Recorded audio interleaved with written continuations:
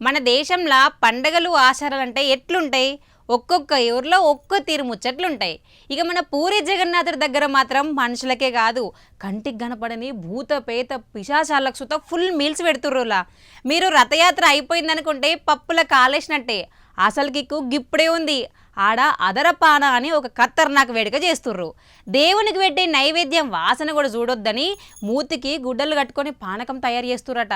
ఇక ఆకలి రుచెరగది నిద్ర సుఖమెరగది అన్నట్టు ఆకలితో అలమటించే అదృశ్య ఆత్మల కోసం పెద్ద పెద్ద కుండలను రథం మీద వగలగొడుతురట. ఈ వింత ఆచారం వెనుకున్న అసలు మ్యాటర్ ఏందో ఆలస్యం చేయకుండా చూడాలి కదా మరి.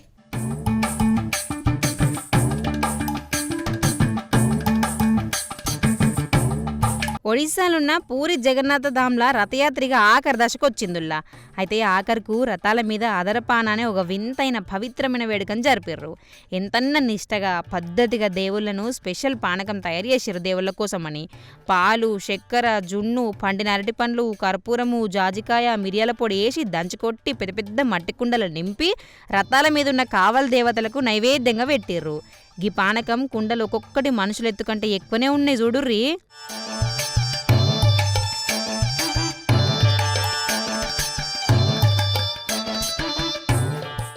ఈ పానకం తయారు చేసేటప్పుడు పూజారులు చేసే పని చూస్తే ఇంటి దొంగని ఈశ్వరుని వట్లేడు అన్నట్టు సామెత యాదికి వస్తుంది. ఎందుకంటే నైవేద్యం తయారు చేసేటప్పుడు దాని వాసన పూజారుల ముక్కుకు సుత తగలద్దని, మనుషుల ఎసొంటి కోరికలు ఉట్టద్దని బాగా తుండి అనే ప్రత్యేకమైన బట్ట మాస్కులకు మూతి గట్టి కట్టుకుంటారట.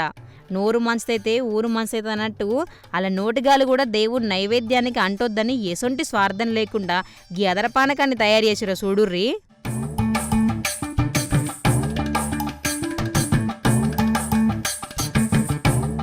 అసలు ట్విస్ట్ గీన్నే ఉందుల్లా. నైవేద్యం పెట్టుడు కాగానే ఆ పెద్ద మట్టి కుండలను రథం మీద దబా దబా పగలగొట్టిర్రు. కిందికి నూకేసిర్రు. కుండ బద్దలు కొట్టినట్టు చెప్తా అన్నట్టు ఆ పానకమంతా రథం పైకెంచి కింద ఉన్న బడవదండు రోడ్డు మీదకి వరద లెక్క వారిపోయింది. అయ్యో, ఎవలో చేతులు దాకినాయో ఎందుకట్లా కట్టబడి తయారు చేసిన పానకాన్ని పారవోతురు అనుకుంటుర్రా? గదే ఆచారం. ఎందుకంటే రథయాత్ర చూస్తేందుకు కంటికి కనబడిన ఆత్మలు శక్తులు కూడా ఆడికి మస్తుగా వస్తాయట. దైవం ఉంది ఎంత నిజమో దయ్యాలు భూతాలు ఉన్నాయి సుత గంతే నిజమంటారు గాళ్ళు. అయితే గీ కింద వారవోసిన పానకాన్ని దాగి ఆ అదృశ్య ఆత్మల ఆకలి తీరుతుందని ఆడున్నలో మస్తు నమ్మకం అట.